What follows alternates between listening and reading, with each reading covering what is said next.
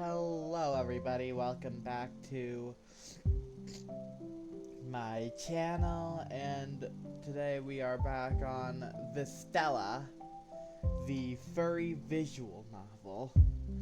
And last time our character woke up in this new reality after trying to commit, and we met two awesome characters. Anyways, let's begin.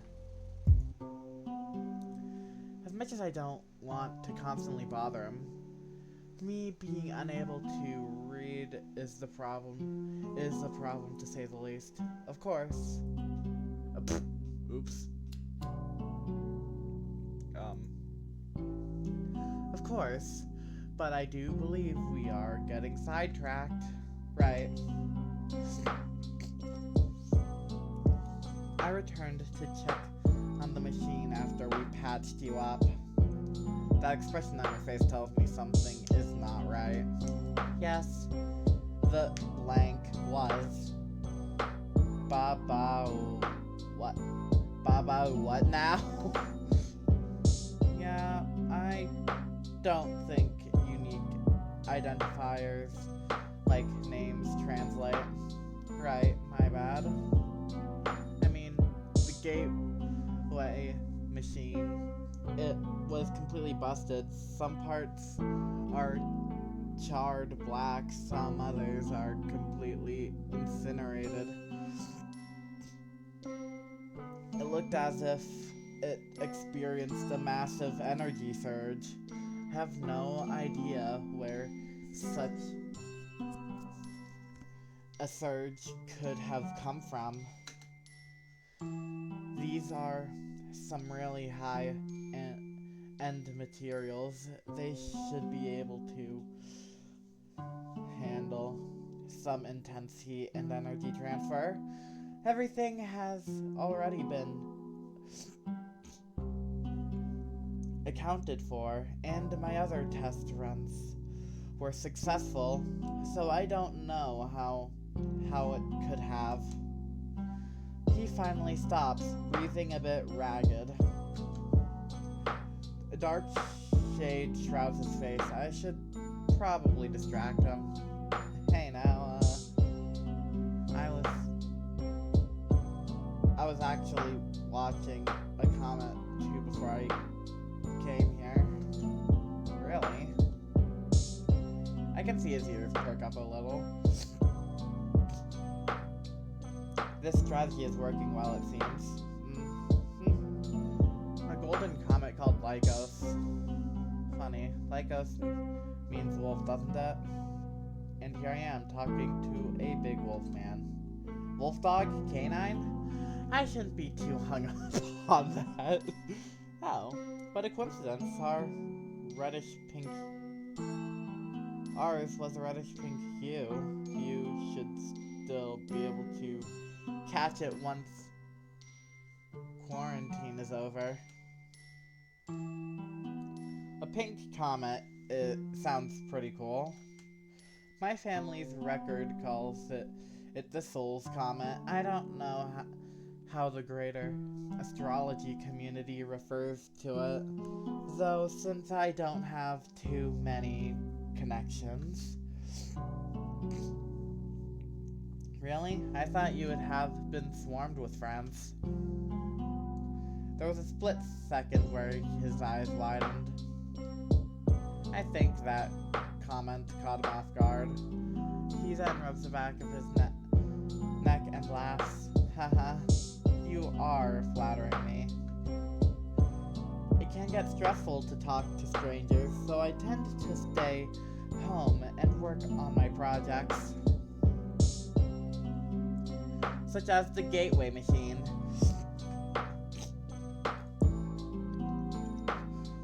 It took 3 Vistillan years to fully conceptualize, design, gather materials, and all that. Is that a long time? I don't have a frame of reference, considering how I don't really have magic portals. Magic or portals. I feel like that's a bit short for a portal to the moon.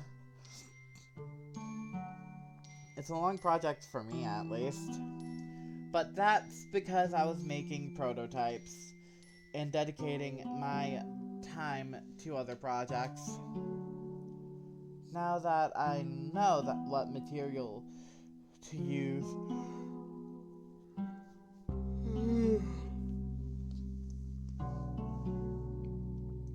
I should be able, and where to put things, I should be able to make a second one in about a year's time, should there be no setbacks. That is not accounting for how long it would take to find your home world. So it will be much longer until I can get you back. Can you even do that? Find my home world? I don't know, but I must try before giving up. And wouldn't that be expensive? That matters not. No matter how expensive it gets, or how long it takes, I built that portal, and it got you here, so I will try my best to find a way back home. This is a promise. Besides, I have plenty of money saved up.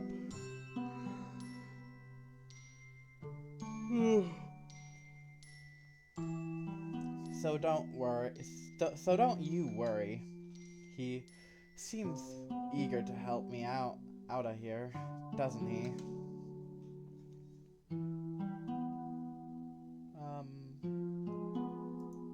Translator. I heard that you made the translator gem thingy. Darius then turns around to look at Karos, who has the red gem glinting on his cravat. Oh, no. I can't possibly take credit for that. I just purchased one and made some modifications to fit your usage, that's all.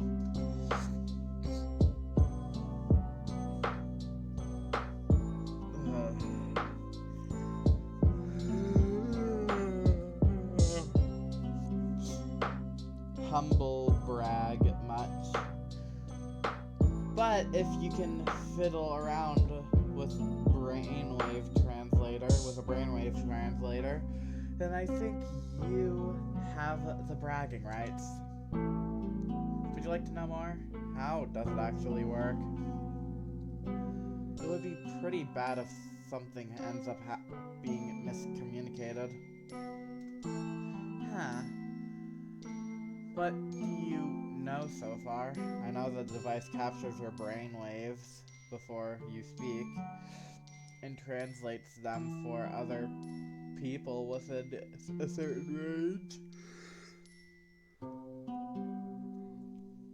I've got about that much, but how does the translation method actually work? How do I explain this so that you can understand? Darius begins looking around the room. Oh, okay. Got it. So, the thing I am sitting on is... Weird question, but okay. A chair? Indeed, it is a chair. But why do you say it is a chair? Because it looks like one, and you are sitting on it? Correct. That is how the translator works, with concept building. Concept binding? I said building instead of binding. Most spoken languages work by binding concepts to sounds. That is a very interesting concept. My word for chair is your word for chair, while different when spoken out loud. are mentally bound to the same concept. An object that is vaguely shaped like this and is meant to be sat on. The translator uses that pre-established linguistic connection within our brain to convey our thoughts and ideas. So, if I'm getting this right, the translator is limited to by my own perception and mystery of the languages I already understand. For example, if I mistook that chair as a table, then I would hear you say table, as the translator does not reflect the listener's perception by the speakers.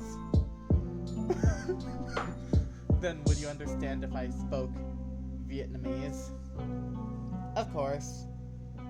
And what language did you hear? Everything you said was translated to blank, which is the language my brain's defaulted to. And did you switch to a third language just now? Eastern? Ah, yeah. Spanish. You noticed? There was a subtle change, yes. To demonstrate, I'm speaking a different language right now. Do you notice a difference? It's almost imperceptible, but there is definitely something there different. There is, I see. But as long as you intend for me to understand you, then I will. I immediately take the chance to give that test. How about now? Darius just shakes his head, his ears slightly flopping around as he does so. Not trying to get me to say something I shouldn't, are you? I exaggerate my tone, making sure that he gets the sarcasm. Certainly not. Blank, blank. See? Yeah, no. Didn't get that either. We both chuckle. Karos outside looks somewhat amused too. Since I am likely here for a long run, I should probably learn the language at some point. Of course, we can teach you, right, Karos? I do not have experience teaching basic speaking. Oystern? Yes? That would be nice. Do you have some sort of beginner's guide? The writing system, at least? I think I have a few things.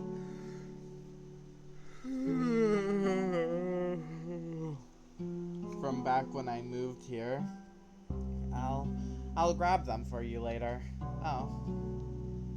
You aren't from around here? Oh, no. I'm actually from Athen. It's south of Vistella. I see. Actually, before we move on, I have a question. Yes?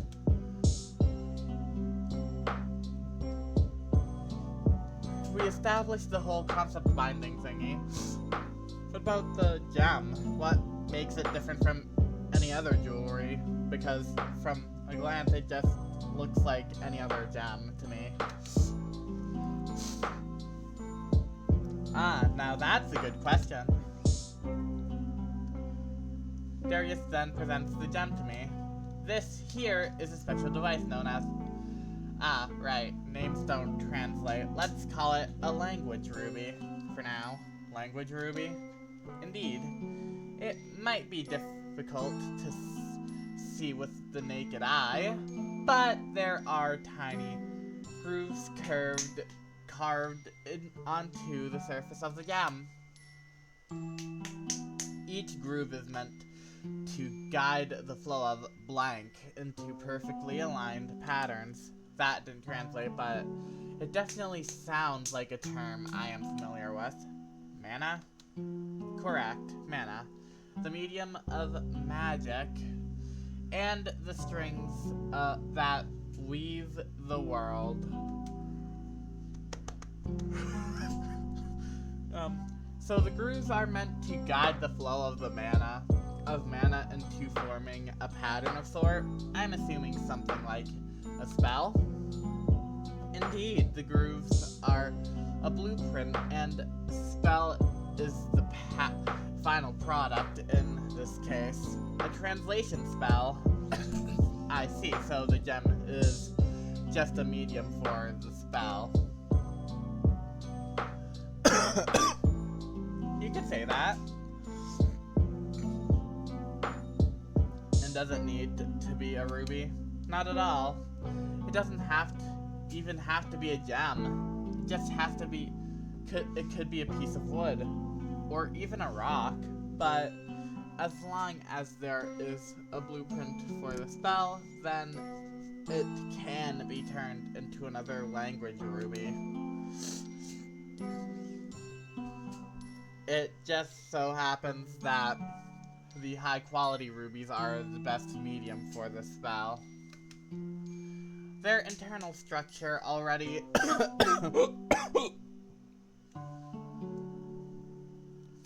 somewhat resembles the pattern needed for the spell, so they are often chosen as the medium over other materials. Fascinating. My mind then wanders back to the hallway where I saw those light bulbs. Actually, that does remind me. The light bulbs outside? Do you mean the ones in the hallway? Yeah. The ones with glowing gems and wires in it. Are they similar to this? Those aren't actually gems. Oh. It's somewhat complicated to explain how they truly work, but do you know halogen light bulbs? Incandescent, maybe? Yeah, I know them. Hot filaments, bulbs filled with gas. Heard a thing or two about them during class. Good. Then I won't have to explain the whole underlying process then. Effectively the same type, just a bit fancier. The bulb itself is made of a unique glass type that absorbs heat and converts it into light, so the filaments has to do less work while still producing a lot of light.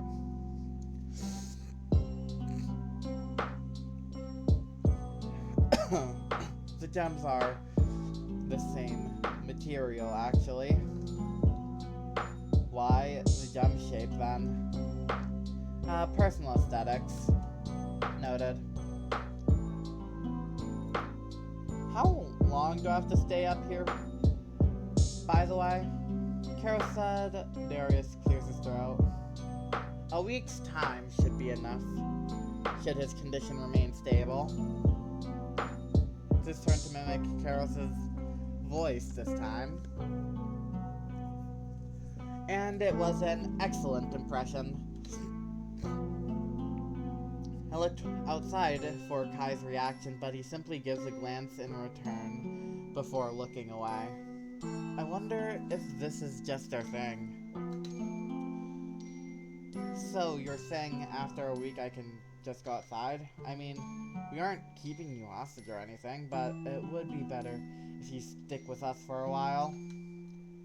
So I don't accidentally spread something that could devastate the local population. Why did I say that so sarcastically? It's a legit and potential consequence.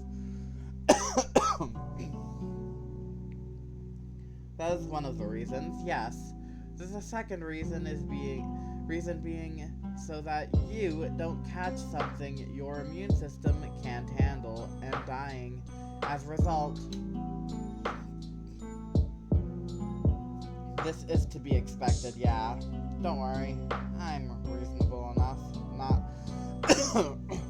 Not gonna sneak out in the middle of the night or anything. I do hope that you won't. Please let us know. If you want to leave, please let us know. We will prepare some resources for you. And Karos is quarantined with you for the time being, too, so you won't be alone in the house all the time. Me, however, I will still need to go outside to do supply runs so we don't starve. You sure your magic immunity system is gonna work? There's no guarantee, but it's not like I'm not taking preventative measures. Masks, washing my hands, separating clothes, not getting in people's faces, which is pretty easy because I never do that in the first place. They're doing so much for me. I would feel awful if I don't repay their effort in the future.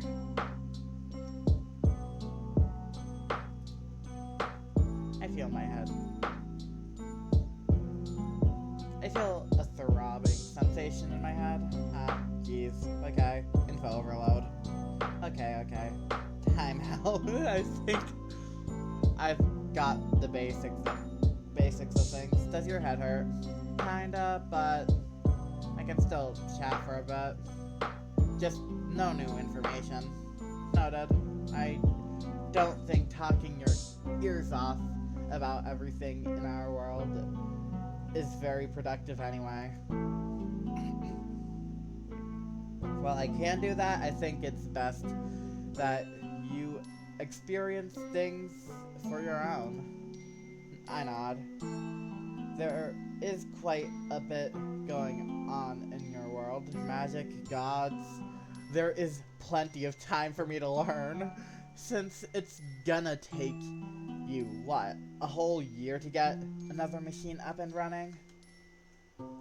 Not even accounting for actually finding my homeworld, if that's even possible.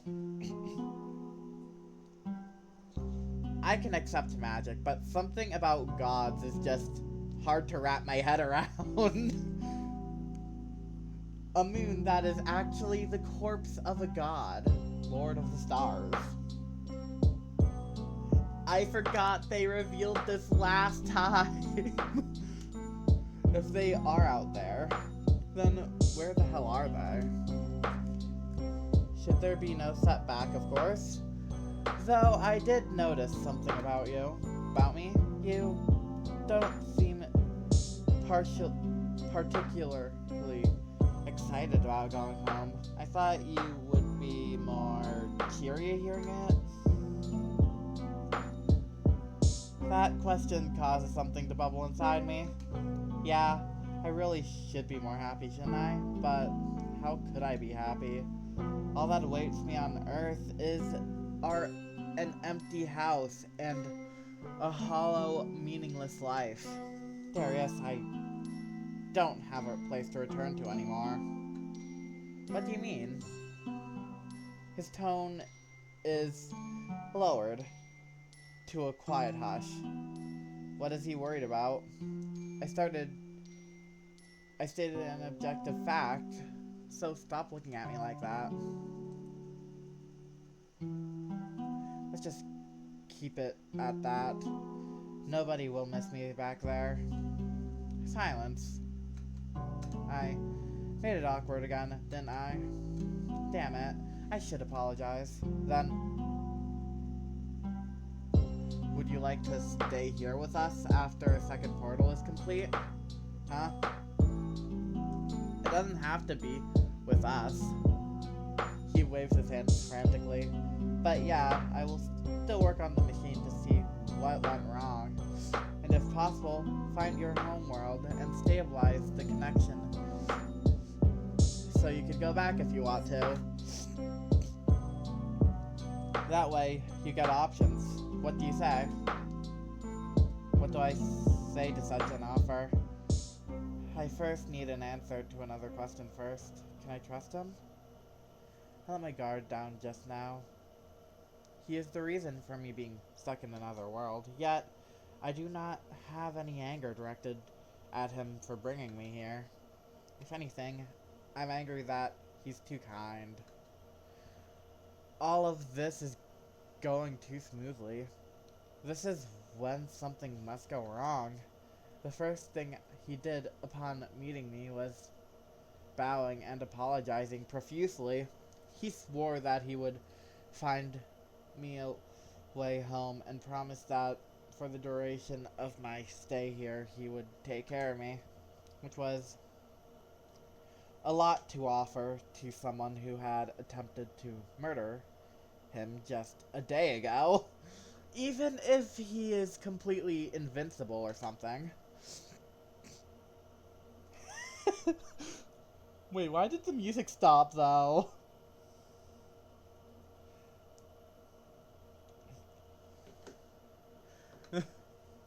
He must be trying something. My parents once told me we all desire something from one another. A condition of some kind. For something to be gained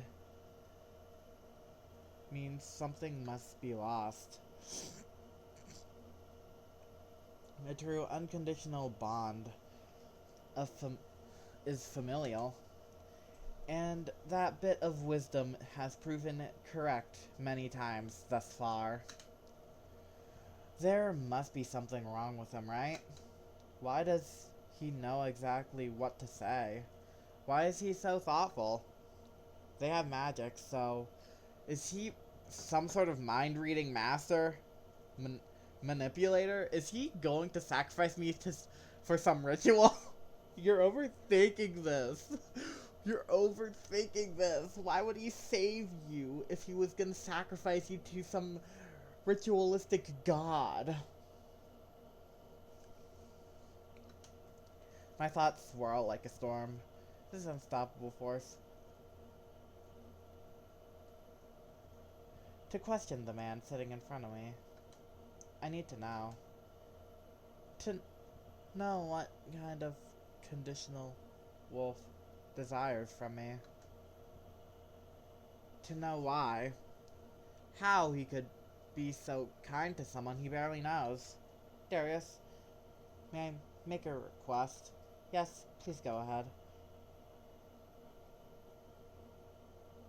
Oh my god. Why are you why are you why are you asking him to take off his mask? Why? Why? Why? Oh. I will have to move back a bit. Allow me. Moves his chair away from my bed and unties his mask. I take the opportunity. I honestly thought Darius would be super uncomfortable with this. Oh my goodness. I take the opportunity to scan each and every detail of his face for any sign of deception for an answer. There must be something off with him. There has to be.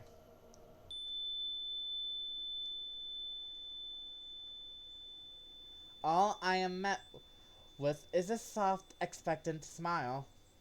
We both are searching for an answer from one another. Answers to two different questions. The pair of eerie yellow eyes that once frightened me so terribly now shines a golden glow. under the under the first light of the rising sun. I do not sense any malice behind them. No anger, no annoyance, just warmth. This may just be the first time someone other than my parents had looked at me this way. So why? Why had I jumped to such terrible conclusions? Why am I always like this? He is sitting there, waiting for an answer to an innocent question, offering anything he could to help. And here I was, digging up a reason as to why this person who has been nothing but kind actually wants to exploit me, looking for some imaginary excuse to push him away. I feel ashamed, disarmed, like I had just got a bucket of ice-cold water thrown at me. And that same mental water bucket gave me the clarity to realize that I have been quiet for a moment now. He's starting to look worried. I should hurry up and make up my mind. Darius and Karis both emphasized one thing, that I have agency, the freedom to leave this place right now and wander off on my own, even if it means I will die out there. I have a choice in this. I can choose. My decision matters. But I am not that reckless, full-hearted, hardy, or a contrarian. I've never been the type of person to throw away my own well-being for the sake of proving a point. And it's not like they are treating me badly. Opposite, in fact. With that final thought, the answer to both of our questions arrives. A simple one-word answer that took too long to arrive. Yes, I would like to stay with you for the time being at least. Really? You would? He springs up from his chair. If his eyes weren't shining before, they sure are now. For a moment, he got real close to me before completely halting midway, like he had been flash frozen. Jeez. What happened to no sudden movement? Wait, no hugging, sorry. I had really expected you to say no, but this is a pleasant outcome to say. And he even cares about my health, that he didn't go in for a hug that he clearly wanted to give. Bare minimum, but still. Standing in front of me, my gracious host is beaming. This guy, he really wears his heart on his sleeve. Huh. That's not necessarily a bad thing. I should reciprocate his warmth too, with a smile. Just confirm. I do get to go out eventually, yeah?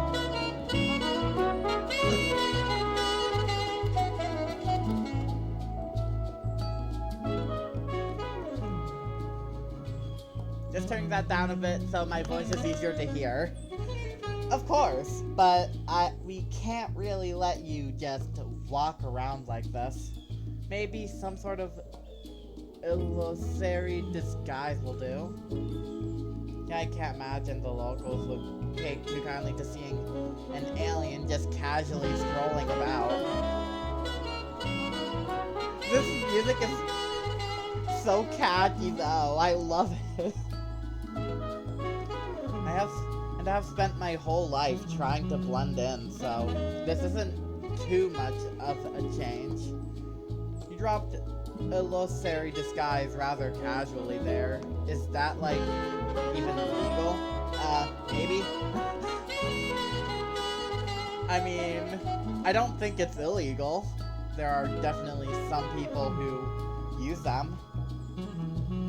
I can look up the laws on the usage of visual glamour if you want. Yeah, no need, really. Even if it is illegal, I don't exactly have any options. Better a criminal than being experimented on for walking around without a disguise. He nods vigorously. I think this is one of my new favorite visual novel characters.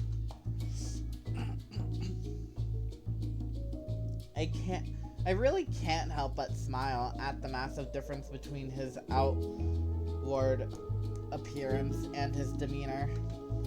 He's like a puppy, but also much smarter and bigger than I am. I think people online would call this a gapmo.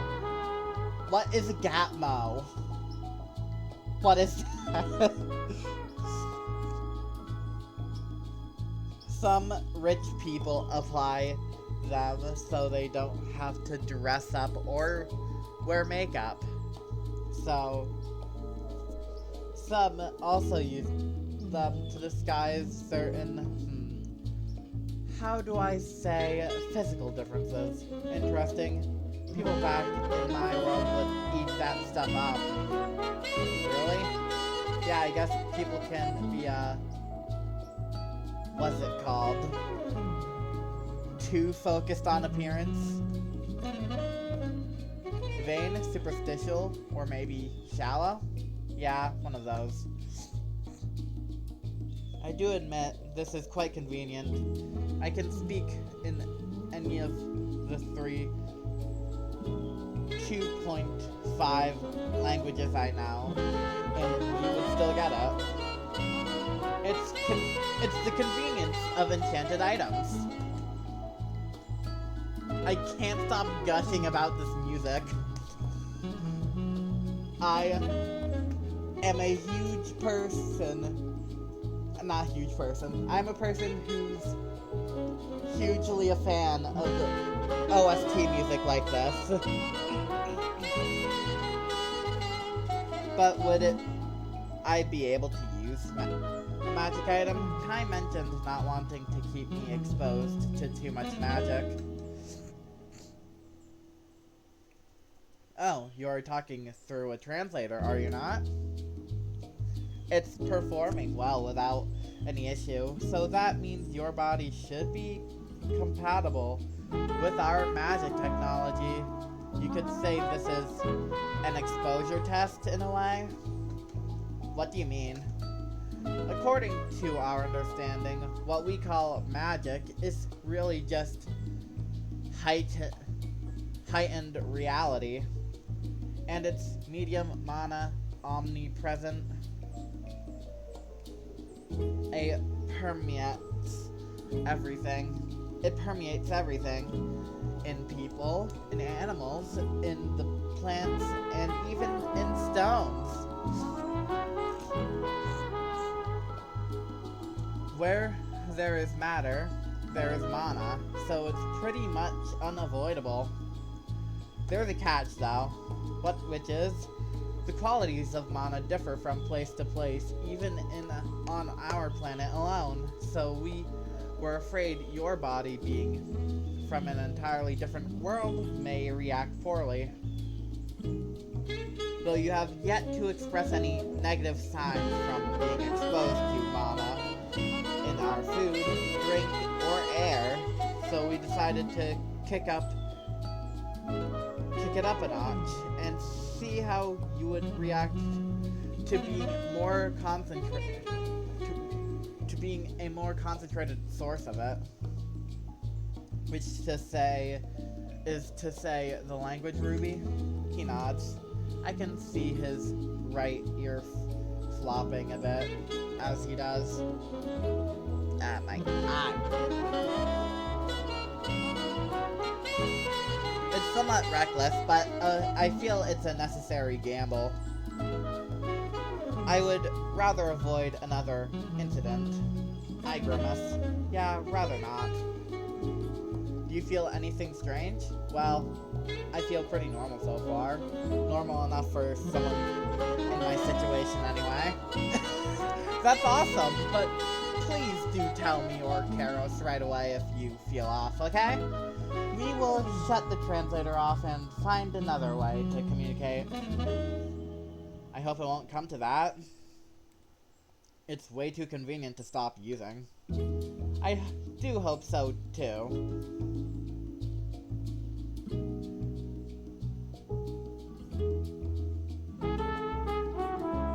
We ended up spending the next half hour or so just having small talk. It was actually the most pleasant chat I had with someone in a very long time. His golden eyes glint and sparkle with every revelation about me and my world. I wasn't just delirious from blood loss, no. They really were just that pretty.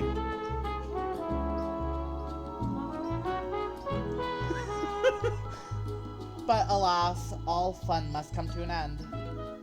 Darius yawns, covering his mouth, even though he has already put his mask back on.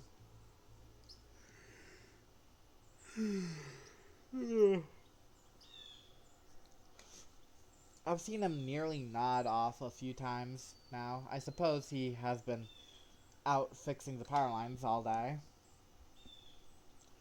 I think it's time for you to get rest, Darius. Ah, but Antonio, Jan, was going to explain how a mobile phone works. Listen to your caregiver, Darius. I'm not leaving your place for a while anyway. You could always come talk to me again once you are awake. Okay, if you say so. He gets up from his chair and stretches. Self-voicing enabled. Shut up. Self-voicing disabled. Shut up, I do not want self-voicing. Oh, big stretch. I hastily cover my mouth. Did not mean to say that out loud. It's nothing. Hope you rest well. You too, then, I suppose. It is goodbye for now. See ya, Darius. See ya later, Antonio. He gives me one last wave before leaving. I can imagine a big goofy grin under that mask. His tail is swishing round behind him. Was the last thing I saw before he disappeared out of sight. That's also when Kai finally enters the room after standing outside this entire time. It appears my concern is unfounded. You were concerned? Indeed. I was somewhat worried you two would not get along well. I don't see why that would be the case. It was a hunch, one that was incorrect. The cat places a bag of food before sitting down in the chair left by Darius. Seeing that bag alone tells me what he is about to say. May I replace your bandage? Of course. I instinctively take my robe off so he can properly inspect my gauze. We have gone through this routine a few times at this point. I sit there as he changes my bandages. Simple as that, no words exchanged in the process. But this time he does speak. What do you think about Darius now that you two have had a proper conversation? His eyes are still focused on the task at hand. I can't really get a proper read on his expression from this angle. I think he is kind, but he is surprisingly, how to say, less confident than I had expected. Like, I had expected him to be more bold and bombastic. And why is that? I think my perception on mechanics and such is just a bit twisted from the shows I watched. Do you watch plays? Yeah, something like that. I don't think I can explain the concept of anime and the convoluted stuff they can come up with. So I simply nod, choosing not to elaborate further. He is usually much more kept to himself. I don't think I have ever seen him hit it off with so well with someone. How long have you known him? You two seem pretty close. 11 years by now. That's over a decade, indeed. When we first met, he was a mere child. You could say he is something of a younger brother to me. Heads up, I'm about to clean your wounds.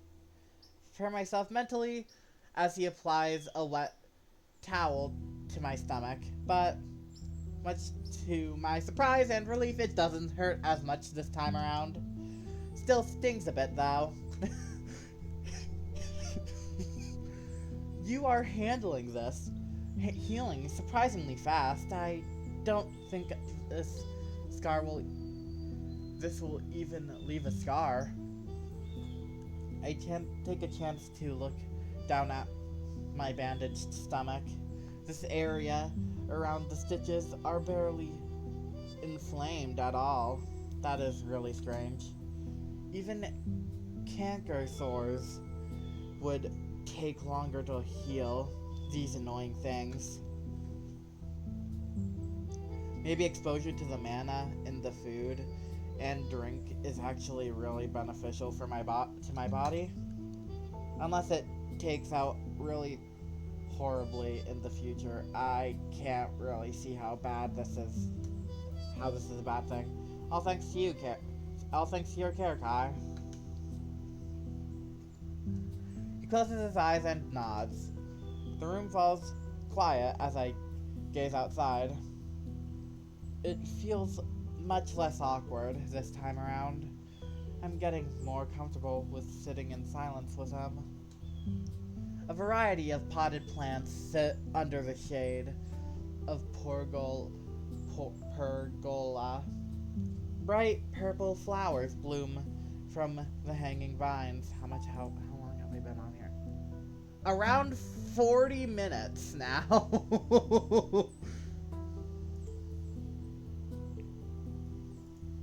Seems like the balcony has been converted into a garden of sort. What was that sound? Oh. Those plants are. Do you happen to have a plant allergy of sort? Oh no, not really. Then I must recommend getting some fresh air on the balcony once the quarantine period is over. It's quite relaxing.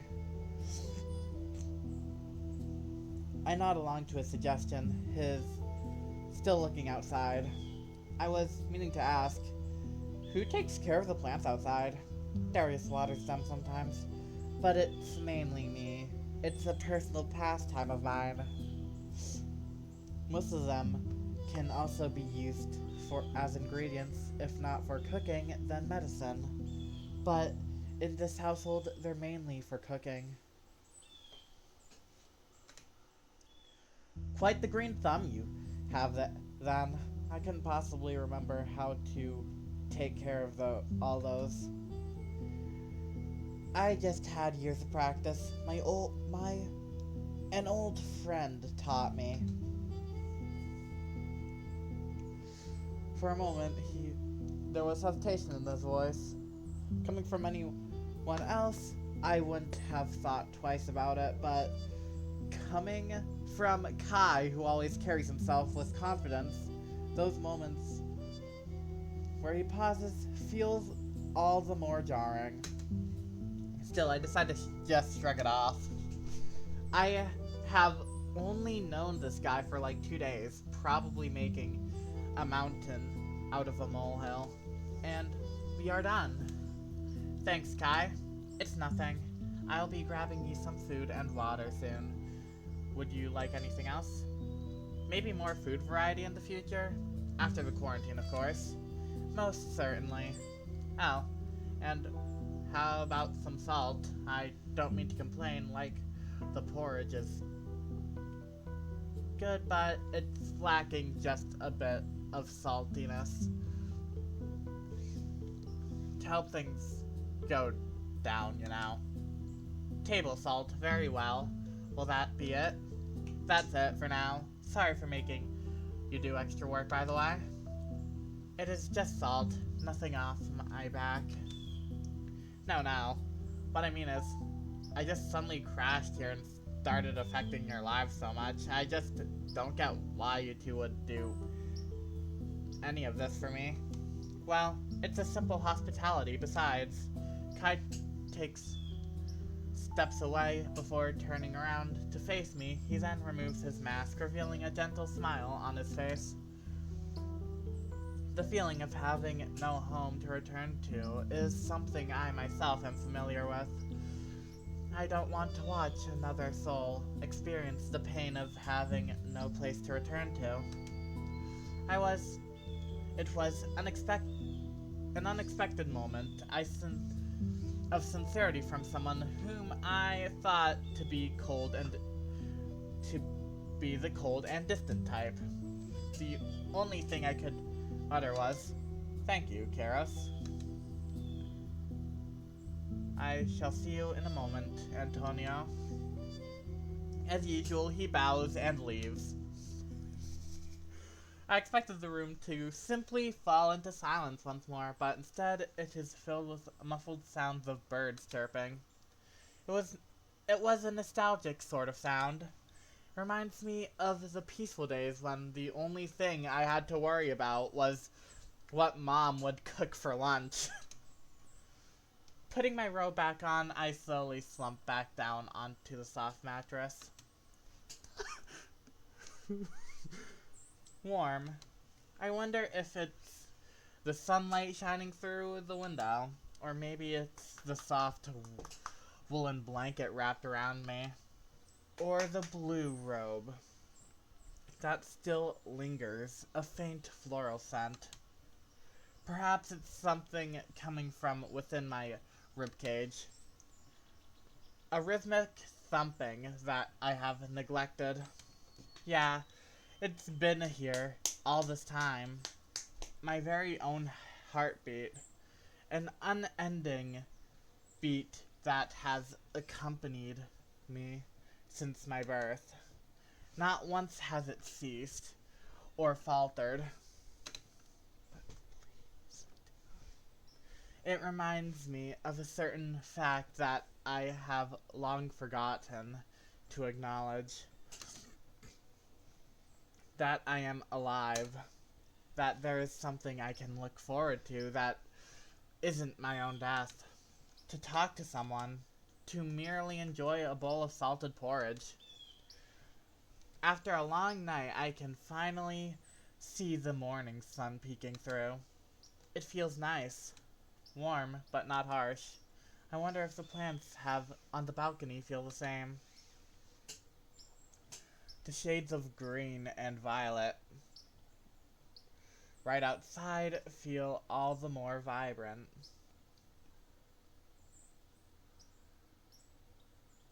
Basking under the early sun.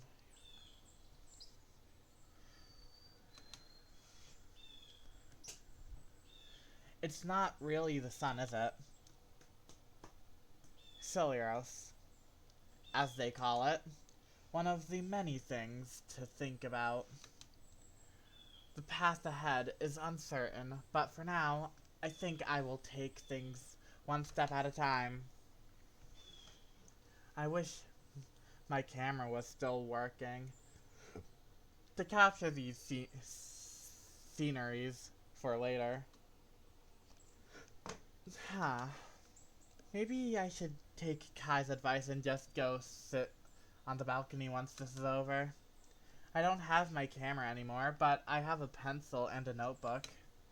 Time to sharpen my traditional art skills, I suppose.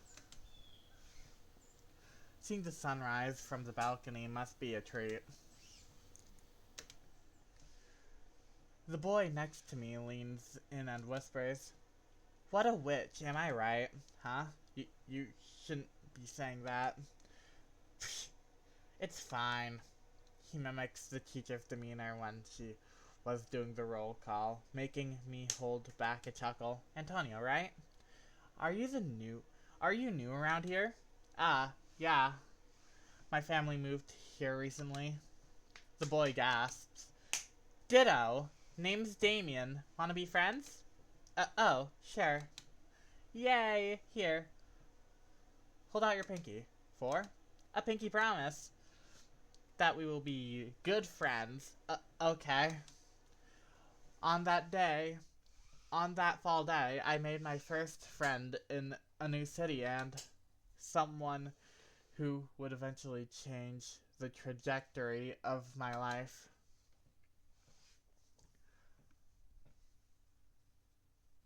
Ow! I feel... No! Antonio! I feel magnificently bad for Antonio. For Antonio, just remembering these things. Tick tock. 19 o'clock on the dot. 11 hours and 26 minutes left has elapsed since I shut my eyes.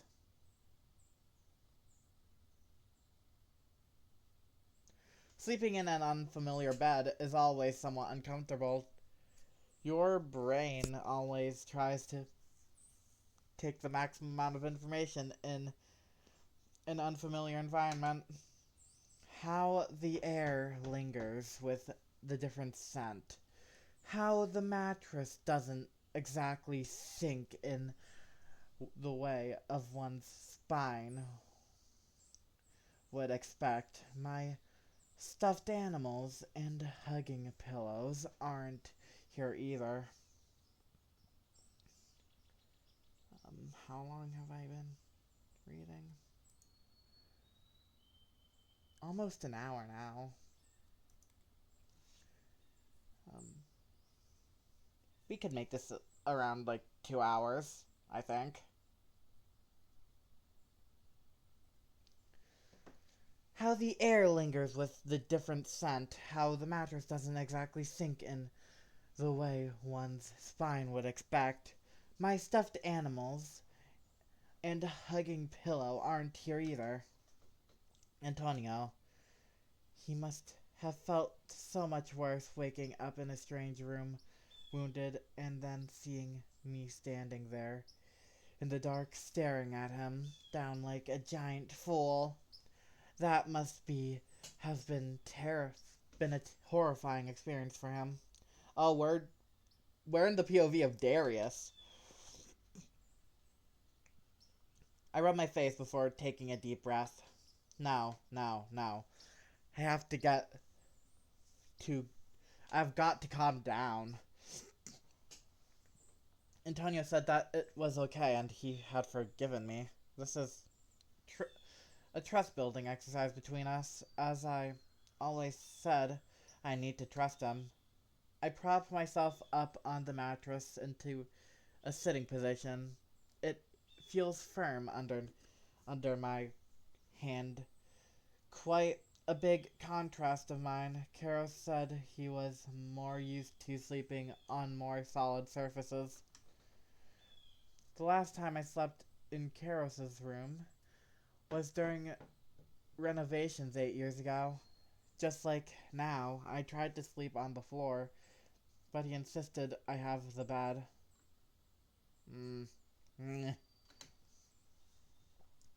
Definitely not the best quality of sleep I have had. Must have spent at least an hour just tossing and turning. How could I sleep soundly with someone from another world in my guest room?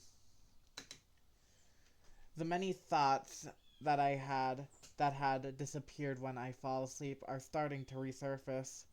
Did I make a good impression? What should I say next time we meet? What face should I make? What topic should we even discuss? My stomach growls. Suppose I should eat first.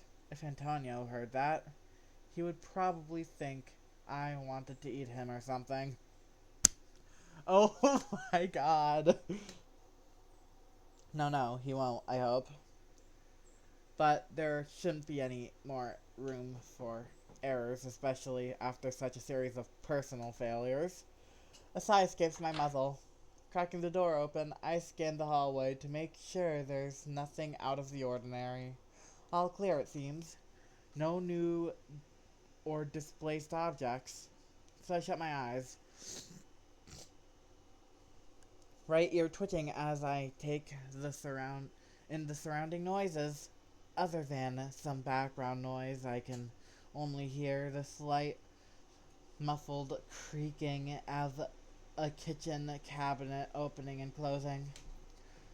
46 steps from Karos's bedroom to the kitchen. What should I talk to Antonio about? Math? No. He said he didn't like math.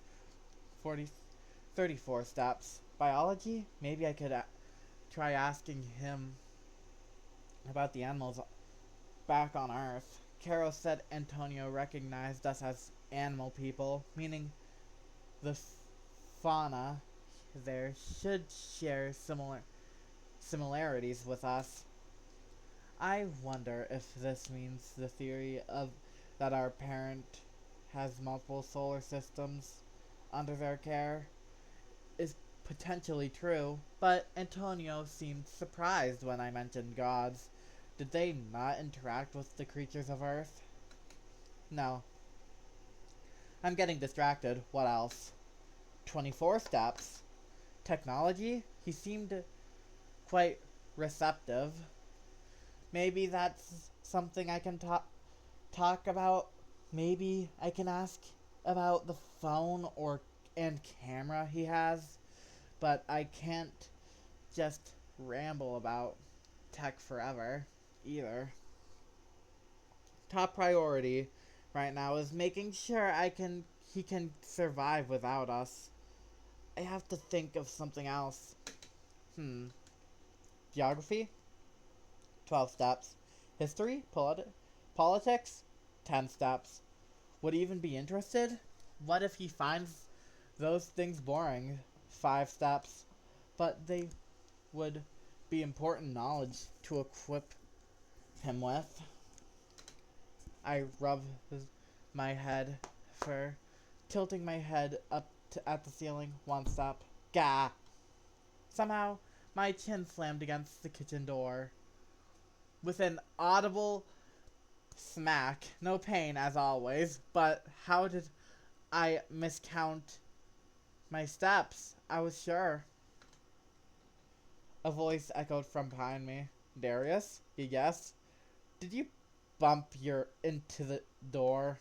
Yes. I go for the door handle, feeling my arm tense up. Karos. Is the kitchen, I feel the corners of my mouth tugging into a frown. There's no scent of gas being burned, but it's always good to ask first. Yes. I'm using the induction stove today.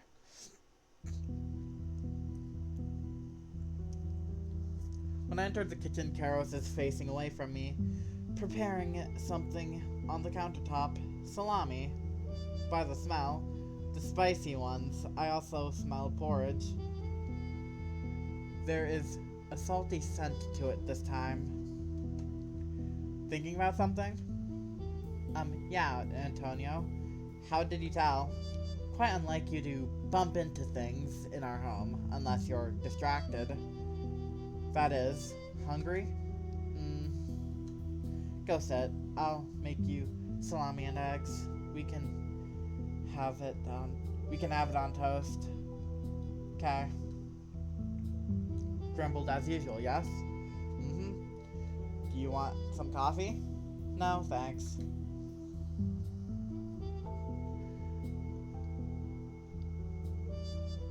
I reached the electric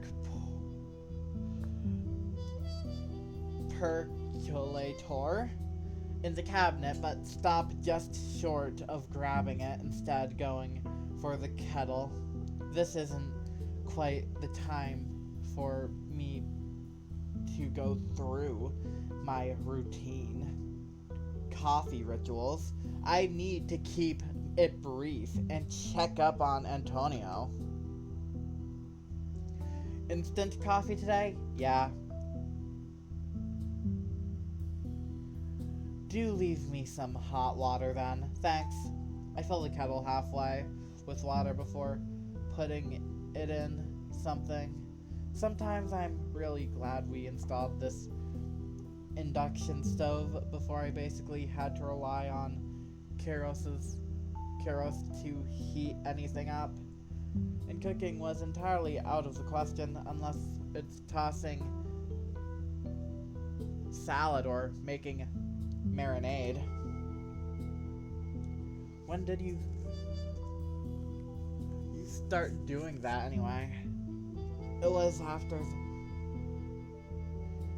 the trip with Myrna girl, if I recall. Yeah, she gave me that big jar of imported beans and the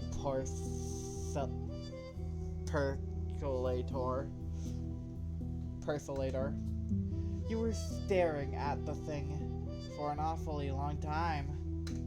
Well, it makes a funny noise when it operates, and it needed something too busy, and I needed something to busy myself with in the morning. Keros exhales sharply before going quiet for a moment. Darius. My right ear perks up. Yes? Are you going to tell her about the portal's conditions? The kettle whistles in the background as I pour 2 spoonfuls of instant coffee into my favorite mug. I do need to tell Myrna, don't I? It would be rather weird if I didn't tell her about how the I can't read that word, performed after going on about it for years now. It's inevitable if I want to rebuild it. I only managed to procure some of the scarcer components with her help. I take the kettle off before pouring half of it into my mug and stirring.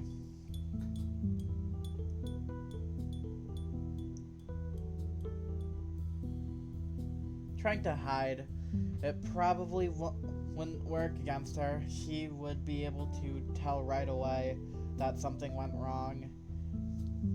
The moment I tried to ask her for some more of the extremely specific materials that were needed to build the Babasque, I want Antonio to fully recover first before taking any action, and maybe for him to familiarize himself with our world. Oh, and how are his wounds? All of them are uninfected and are healing very well. Too well, in fact. Too well? Keros nods. Before he speaks, I hear sizzling. Soon after, a distinct aroma of herbs, pepper, and grease enters my nose. His healing speed is much faster than the average person's.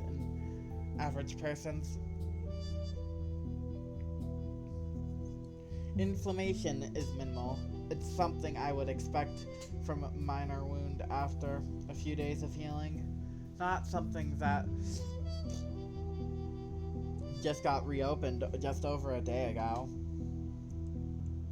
Is he maybe a weaver? Unlikely.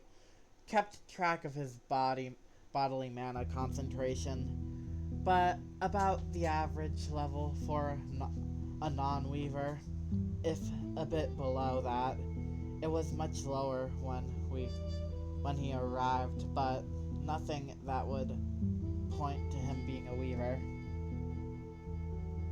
Maybe that's just how fast people from Earth heal. We only have ourselves as a reference frame. Quite possible. But it's still something that separates him from the average person. I take some mental notes as plates clatter gently against the countertop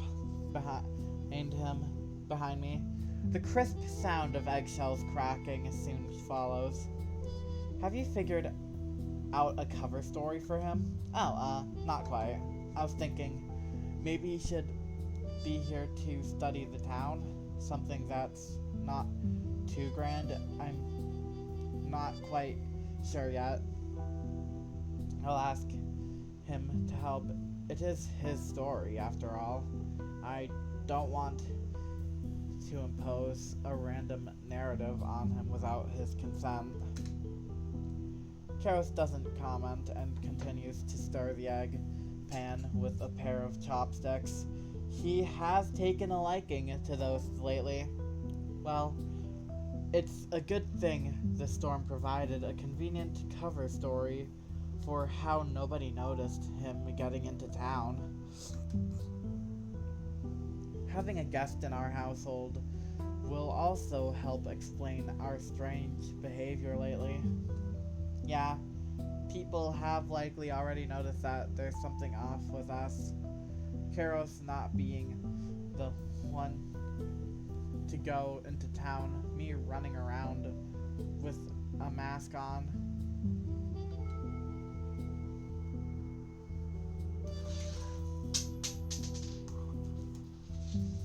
While stockpiling supplies isn't abnormal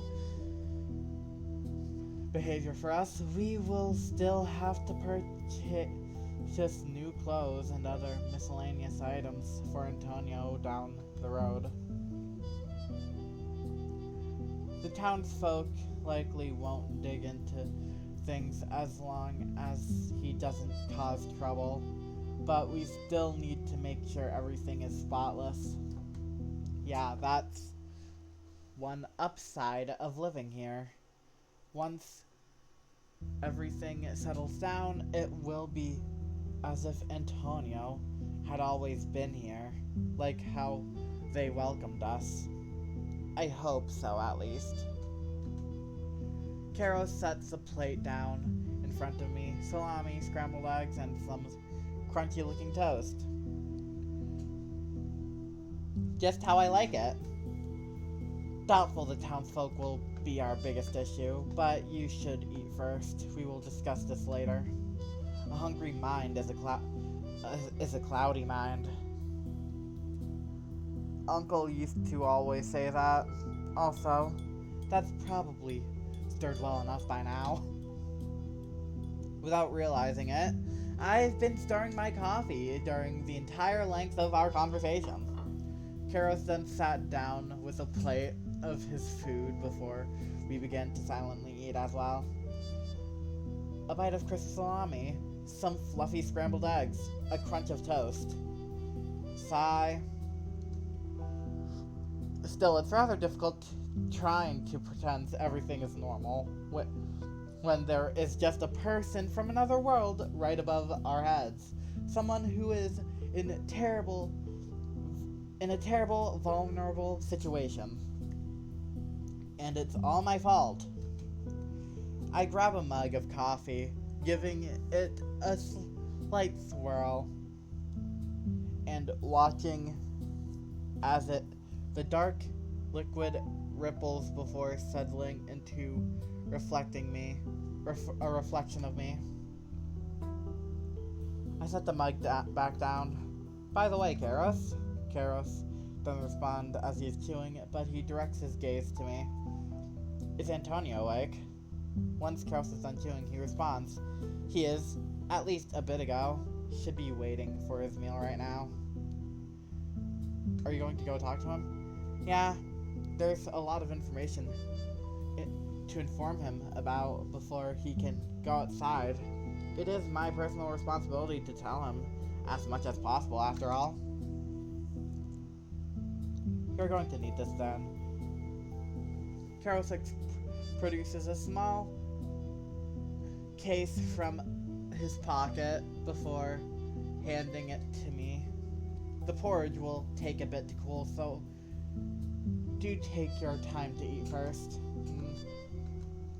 Before I realize it, I'm already standing in front of Antonio's door. It's so strange to even think about this. This room has been empty ever since we first renovated it. I never expected we would ever have any guests, and a long-term one at that.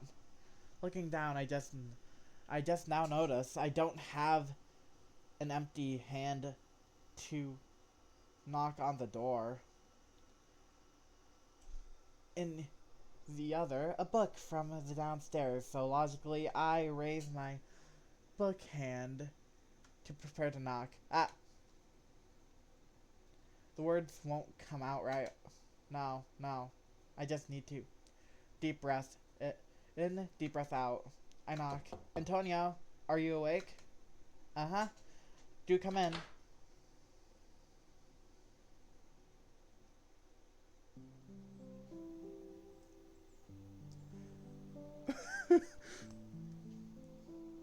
When I entered the room, he was sitting in the further side of the bed, facing the window.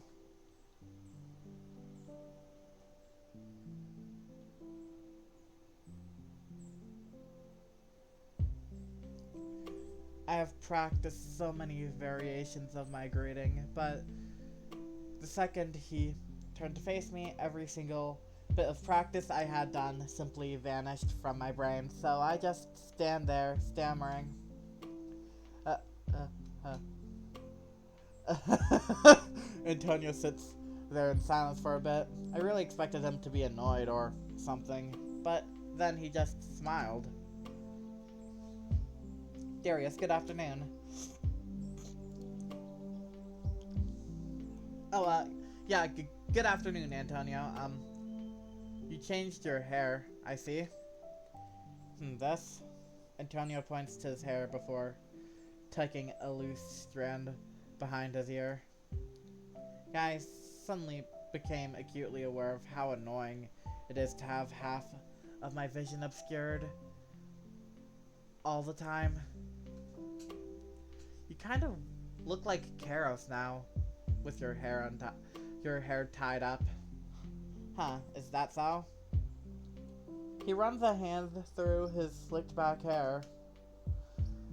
And if I am not mistaken, that would be his ribbon? Yep. Let me borrow it. Must have gotten tired of seeing me move my bangs out of my face all the time. Huh? His words trail off. That's when I realized his eyes were fixed on me. So, any thoughts? Huh? Since you're just staring at me? I thought you were coming up with a comment or something. Oh, no. It's just, oh, gods. Have I been staring at him this entire time? Yes, you have. You have. Relax, just messing. I do think you look nice, though. The words came out of my mouth much faster than I could catch them. Oh, really? Well, geez, thanks. Yeah, you look up and feel a lot livelier now. Apparently being chased by a giant werewolf right after waking up does things to you. Huh. He exhales sharply with a small smile. Wait, actually, does that even translate the concept of a werewolf? It actually went through perfectly. Really? Really now, color me surprised. Don't you need to know what a human is first? Hey, don't say you have humans here too. I point to myself. I am one. The smile fades as his eyes widen. Let's hope I didn't freak him out too badly. And, Karos is one too. Not the same kind of human as you, of course. As you are, of course. His eyes narrow, seemingly in deep thought. That is a big twist to drop on someone who hasn't had his meal yet. That clearly translated as human. I'm not mistaking things, am I? Can you repeat what you said? Karos and I are humans. I wasn't just hearing things then. So your concept of a human is the same as mine. Like two-legged, ape kinda humans, and not just general concept of sapient animal people. Specifically the two-legged ape humans, yes. They would be our predecessors. But how could there be humans on two entirely separate planets? Antonio then closes his eyes before twirling his loose strand of hair with his fingers. He sighs before bringing his hand down to his thighs with an audible clap. Welp, I do suppose I gotta start getting used to hearing weird things, huh? Yep. You do. You do. He then saunters over the other side of the bed before sitting down. So, yes? Gonna come closer and give me my run through of this whole human deal, or are you just gonna sit over there the entire time? Stand over there the entire time. Oh, right, sorry. I hurry up and move my chair to face Antonio before I sitting down, setting the bowl in my hand on the bedside table. Cursory question before we go through the topic of humans. Are you fine? You are fine, yeah? Like physically? Yep. No need to worry about me or anything. As you just saw, I can move around pretty swell on my own. Besides, Karos is constantly checking up on me. Seems like a reliable kind of guy. He's the most reliable person I know. I gave my response without a moment of hesitation. It is true, after all. He has been by my side longer than anyone else. Longer than even my parents and uncle. Does that mean his parents and uncle died? Am I reading too much into this? Sure, seems like it. Man, I wonder if he even sleeps. I am most certain he does. Antonio then flicks open his notebook and gestures at me with an eraser. The eraser end of a pencil. Anyway, addressing the elephant in the room, I'm gonna need you to explain everything. What do you mean? Do you know I am? What do you mean you know I am human and you are one too?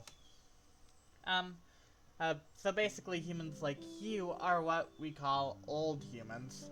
A bipedal. Great apes. Karos and I may superficially appear to be two entirely separate animal species, but we are in fact the same species, just different subspecies, if you will. Huh. Antonio jots the info down in his notebook. So I'm assuming old humans are called old for a reason, yeah? They are. As far as we are aware, extinct on Vistella.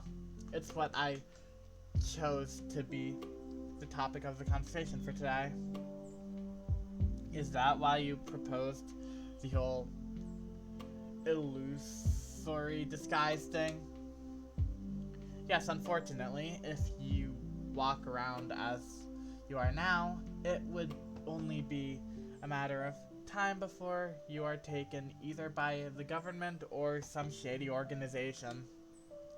Best case scenario, you live the rest of your life under government supervision. If you desire this, I will do everything in my power to deliver you to them and make sure you are not mistreated by them. Nah, not yet anyway. I'm probably not going anywhere unless you two start doing some crazy experimentation on me or turn me into a slave. I assure you, we will not do no such things. Taking your word for it. My life is pretty cushy right now, and while I may not know about your government, if they're anything like ours, back home, then I would rather not be involved with them at all. Doesn't seem like he has a lot of trust in the government. I suppose having a dislike for people who have power over you is only natural. Anyway, what would the worst case scenarios be? Well, I hope you don't take this for fear mongering, but a few scenarios I have come up with are: I put up a finger and begin to give a recount. 1. You are taken by a cult and become their subject of worship, but I suppose some people would want this position, so depending on your point of view, this may not be a bad thing. I don't think I am built for that. Next scenario. 2. You become a subject of unethical scientific studies. The existence of a living old human, or at least someone resembling one, would be a scientific wonder discussed by many people worldwide. There are those who would do anything to study and know everything about you. So you may get dissected and slash, or have your organs harvested. Antonio then looks at his stomach with a deep frown. Don't think I would enjoy that scenario. Who would enjoy being harvested? I didn't think you would. My other scenarios are of similar nature. Either you become protected and supervised by an organization, taken advantage of, or potentially both at once.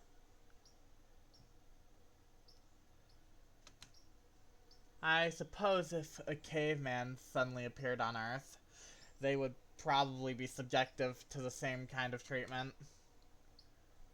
The obsession with old humans on Vistella goes a bit deeper than what you can imagine, I'm afraid. Much deeper. Why so? Some people have a fanatical obsession with old humans. There are those who follow this ideology of ancestral purity. They believe the state that we are in now to be um, tainted and desire to return to a pure state of humanity. The old humans, correct. There are extremists who shave their fur and grind down their fangs to appear as close as their ancestors' form as possible.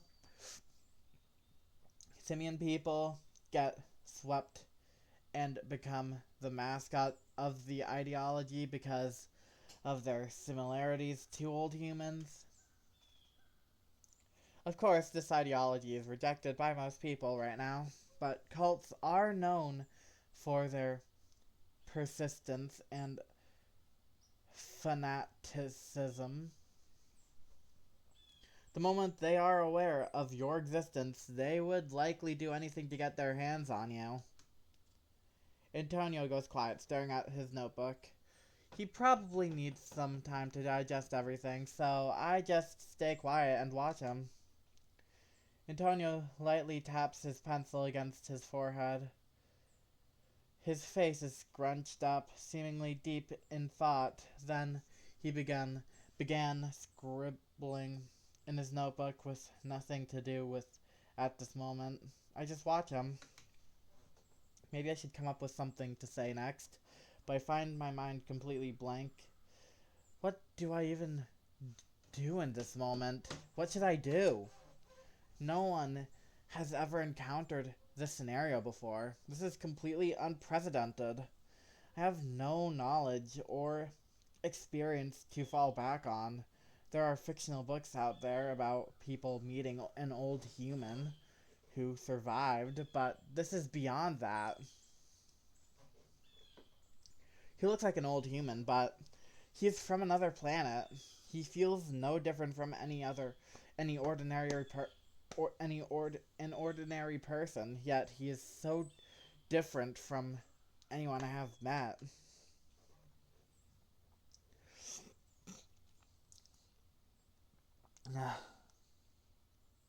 Okay. This is a bunch of information. A lot of information.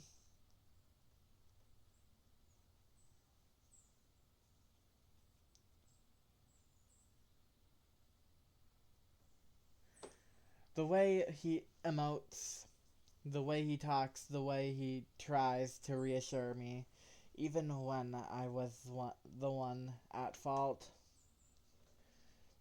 I wasn't sure how I expected him to be like when I saw him for the first time, falling from the heavens through a window, unconscious, soaked, bleeding,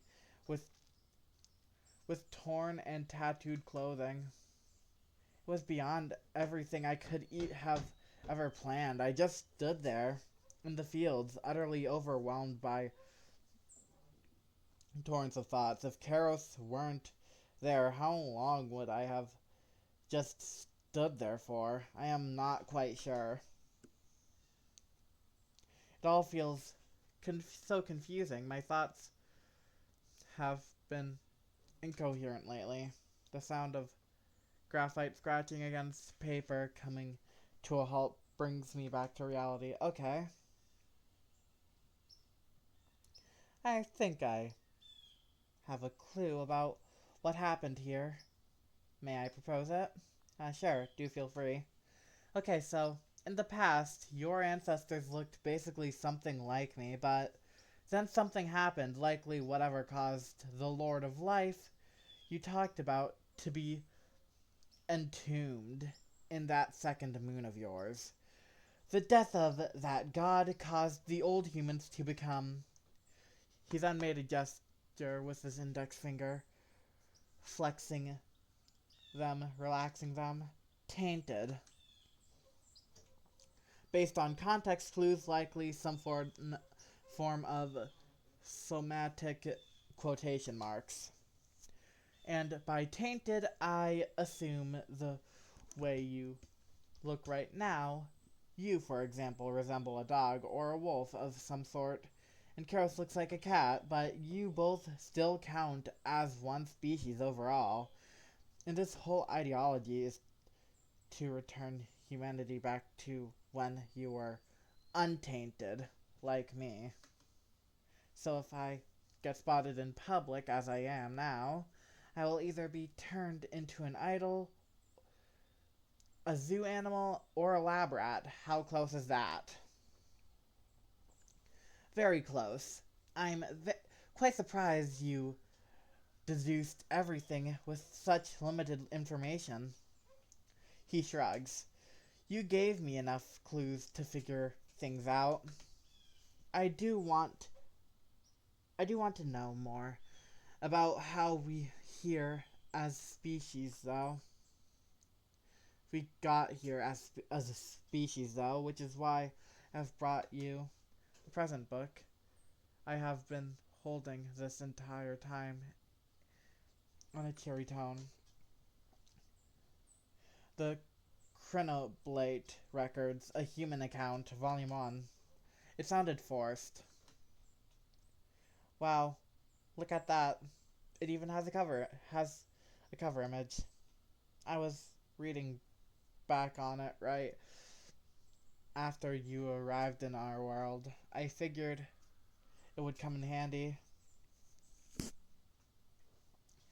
I flipped to a random page with an illustration and show it to Antonio.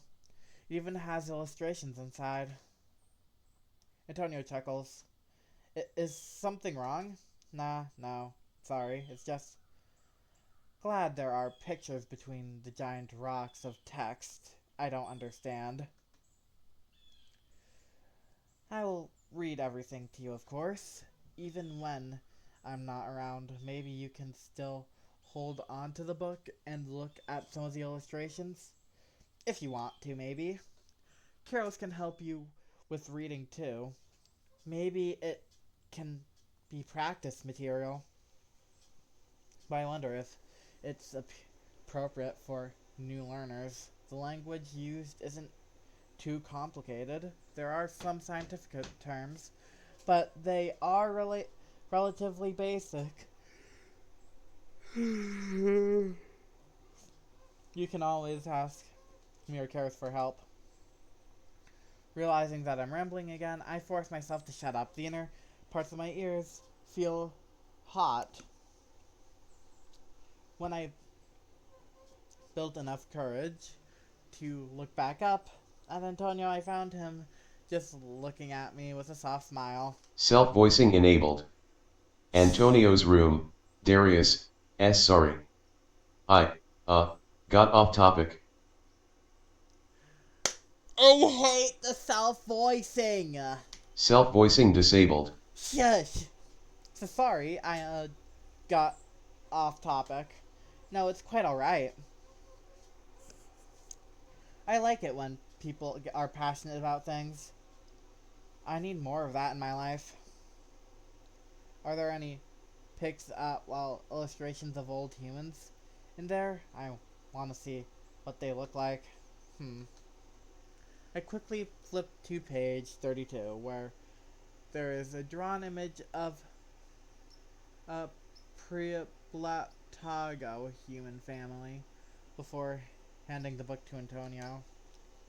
It's an artistic recreation of what they look like, unfortunately, but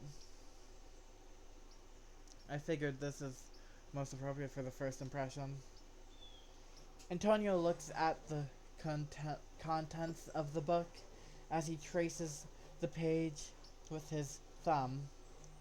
A soft smile appears on his face. Yeah, you're right. It is a good first impression. They really do look like me. There are also images from medical journals, which should be more accurate biology. Those should be from page 87 to page 110. How long have I been reading? Yeah, I think this is a good place to call it quits for today.